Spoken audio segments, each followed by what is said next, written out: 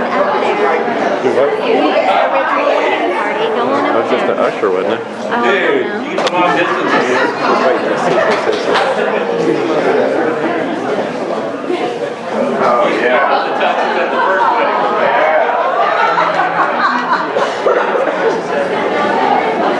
Oh, no, you are fine.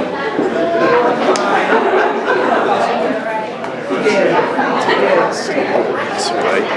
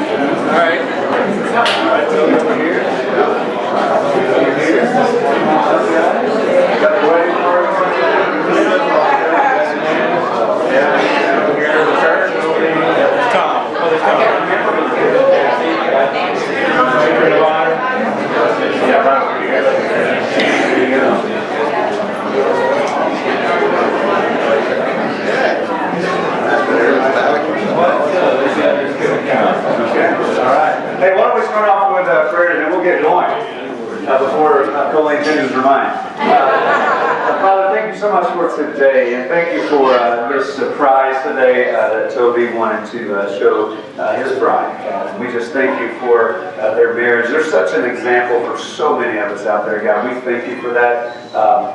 And we just pray for their just continued bliss of their marriage for the next 40, 50, 60 years, God.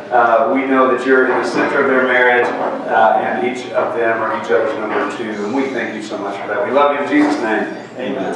Yes. All right. Well, friends and family, we are gathered here today to celebrate the marriage of Toby and Colleen. They met at Ken's Pizza in high school. Yeah. Their relationship deepened when they moved to Stillwater to attend OSU.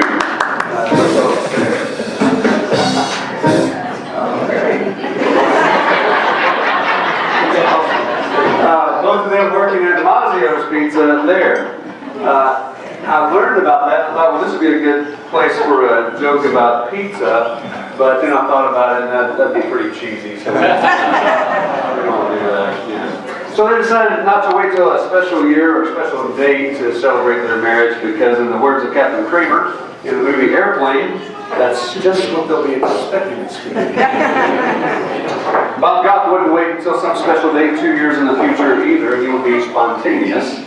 This event wouldn't have been epic enough for the Heath brothers, as Toby mentioned, if he had waited for their 40th anniversary. So here we are. It has been said that the most important thing that a dad can do for his kids is to love their mom.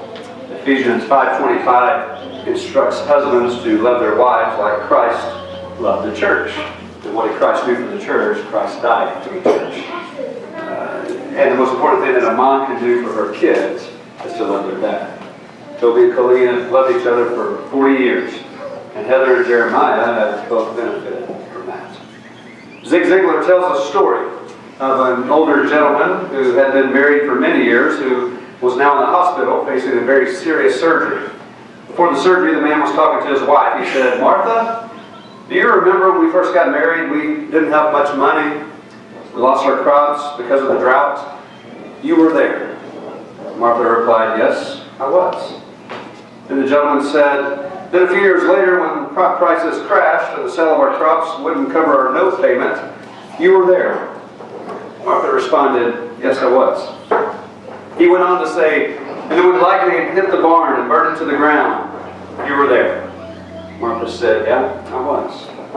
The gentleman then said, "Well, here we are again, Martha. I'm facing the most serious surgery of my life, and here you are." Martha replied, "Yes, I am." He then said, "Martha, I'm beginning to think that you're bad luck." For Toby and for Colleen, it was actually just the opposite. When Toby was finishing his undergrad degree, Colleen worked at a lab in Ponca City. Now here's where you get to come in. I want to try that again. I need you to reply, yes, she did, okay? So let's try that again. When Toby was finishing his undergrad degree, Colleen worked at a lab in Ponca City. Yes, she did. Man, that's good. When Toby was studying for the CPA exam, and they had a young daughter at home, Colleen carried a disproportionate share of the load. Yes, she did. Then when Toby was earning his MBA at night, Colleen raised the 2 kids. Yes, she did. When Toby decided to go back to school at 50 years of age to earn his PhD, Colleen again sucked it up and sacrificed so that Toby could focus on his research. Yes, she did. And after all these years, Toby knows what good luck, or actually the grace of God, it has been that Colleen was there.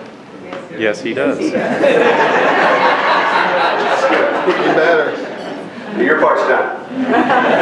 A couple doesn't stay together for 37 years, 11 months, and 1 day without love. But what does the Bible say about love? In the 13th chapter of 1 Corinthians, here's what we read. If I speak in the tongues of men or of angels, but do not have love, I am only a resounding gong or a clanging cymbal. If I have the gift of prophecy, and can fathom all mysteries and all knowledge, and if I have faith that can move mountains but do not have love, I am nothing. If I give all I possess to the poor and give over my body to hardship that I may boast but do not have love, I have gained nothing. Love is patient, love is kind. It does not envy, it does not boast, it is not proud, it does not dishonor others, it is not self-seeking, it is not easily angered. It keeps no records of wrongs. Love does not delight in evil, but rejoices with the truth. It always protects, always trusts, always hopes, and always perseveres. Love never fails. But where there are prophecies, they will cease. Where there are tongues, they will be stilled. Where there is knowledge, it will pass away. For we know in part, and we prophesy in part, but when completeness comes, what is in part disappears. When I was a child, I talked like a child, I thought like a child, I reasoned like a child. When I became a man, I put the ways of childhood behind me. For now, we see only a reflection as in a mirror. Then we shall see face to face. Now I know in part, then I shall know fully, even as I am fully known. And now these 3 remain, faith, hope, and love, and the greatest of these is love. Tonight we all get to witness and celebrate 37 years, 11 months, and 1 day, and counting, of this kind of love. So now, let me ask you, Toby, here before God, and all these witnesses, do you promise to spend the rest of your life attempting to be the husband that Colleen deserves, even though there's no way in heck that you can ever fully achieve that? I do. Colleen, do you promise to spend the rest of your life letting Toby strive to become the husband that he deserves? Even though we all know that that's probably not possible. And guests to you, friends and family of Toby and Colleen, promise to support them as they spend the rest of their lives even more in love than they did the first 40 years? We do. Excellent. Toby, do you have a ring? Uh-oh.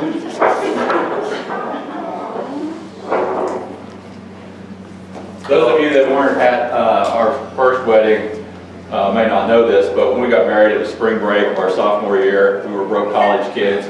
So I went to that very luxurious jewelry store called Service Merchandise. I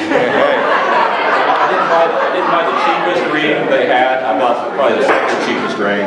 And in 40 years, Colleen has never asked for an upgrade, so I thought I would upgrade her tonight. In fact, we are sentimental. In fact, we still have the original box that her first ring came in, I think. So if you'll take the ring off.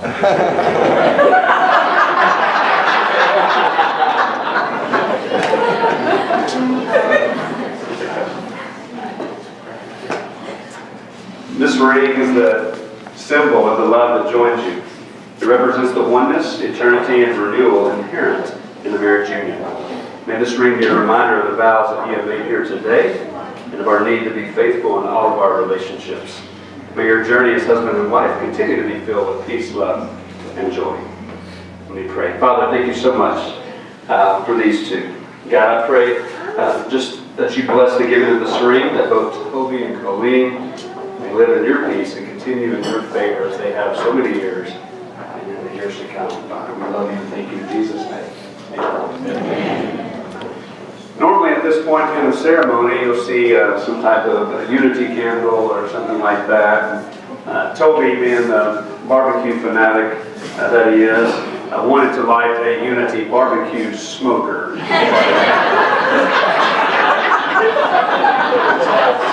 Not the best of ideas, since most of them had electronic push button igniters, so we're going to forego that. And then some wedding couples take communion at this time, but if you think about it, every little wafer that you eat just means that you have much less room in your stomach for some of the best ribs on the planet here among those. So we will forego that as well. There have been several subtle references tonight to the Kingsman movies. There's some similarities between the character Eggsy in the movie and Toby. Like Eggsy, Toby came from a blue-collar background, fell in love with a beautiful girl, and married a princess. And I know that Toby, like many of us, is in fact a man of the one true king, the king's man. So it seems appropriate to recall the words of Harry Hart, also known as Agent Galahad in the Kingsman's movies, who quoted one of the founding Kingsmen when he said this: "This is not the end. This is not the beginning of the end. It is perhaps the end of the beginning." Toby, Colleen, in front of your family, your friends, and most importantly in front of God, I now pronounce you husband and wife again. Toby, you may kiss your bride again.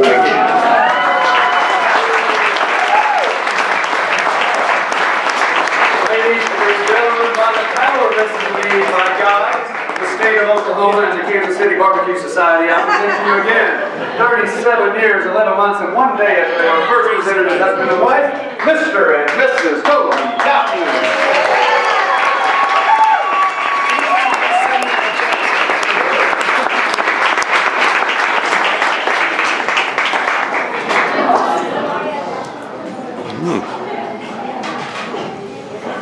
All right, so the last thing before we eat, which is, I know that's the real reason y'all came, but you know how good the barbecue is here, is the other thing about when we first got married is, again, we were broke and we didn't have a lot of money, so we just drove to Dallas for our honeymoon.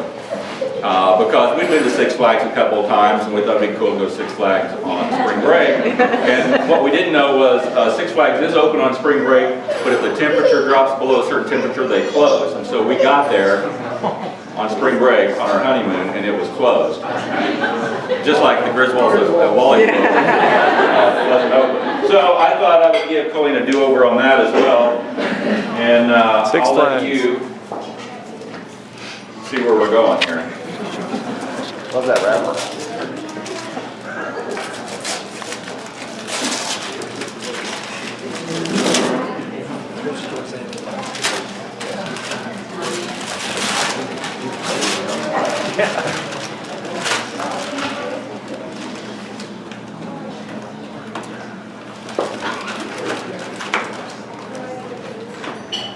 Hold it up. Oh, wow.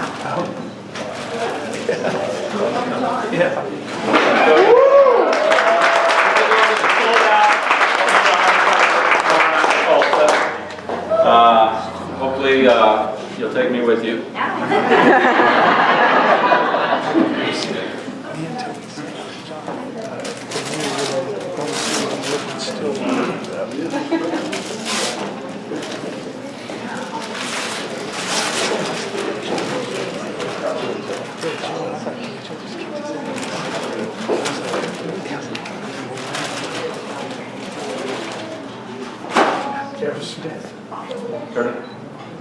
From there, she goes to Las Vegas to see Aerosmith and another sold-out concert.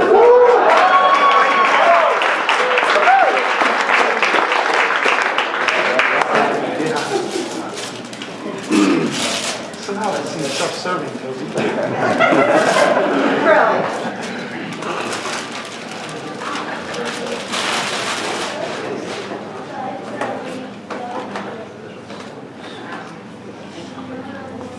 And then she goes to Chicago to see Electric Light Orchestra.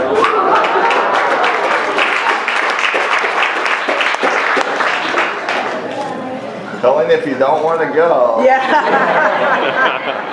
And then you finish up. Six Flags. It's open.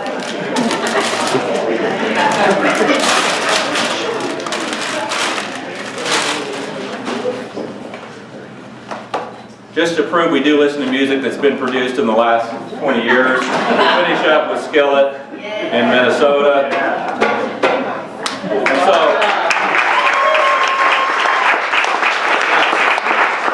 an actual question would be, if this whole thing was kind of inspired by Garth Brooks, why is Garth not on there? Well, you've probably noticed if you go to Garth's tour website that all the tours locations start with the word sold out. Apparently that's the name of the tour, the Sold Out Stadium Tour. And so we didn't make it on Garth's list this year. But if any of you know any friends in low places that want to sell some tickets, we will add a fifth destination. So anyway, that's all I've got. Thank you all for coming. Here's one thing I should say. This is one thing I know that's true about tonight that is maybe a little bit of a downside for tonight, and that is there is no way we can spend enough time tonight with a single person here. Everybody that leaves here tonight will say, man, if we only could have spent more time with, and then insert your name in that blank. And so know that we're not going to get to spend enough time with you tonight, but let's use tonight as an opportunity to reconnect in the next month or two. So thank you for coming. Enjoy the barbecue and the band rendezvous. It's great to have them here tonight. We're looking forward to hearing from you guys now. Thank you so much.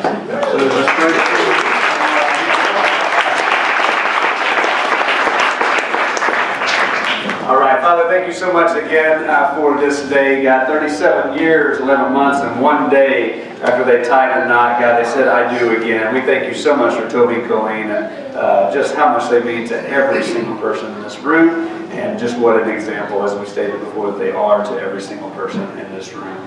We love you. We thank you so much for your son, Jesus Christ, and it's in his name I pray. Everybody said? Amen. Amen.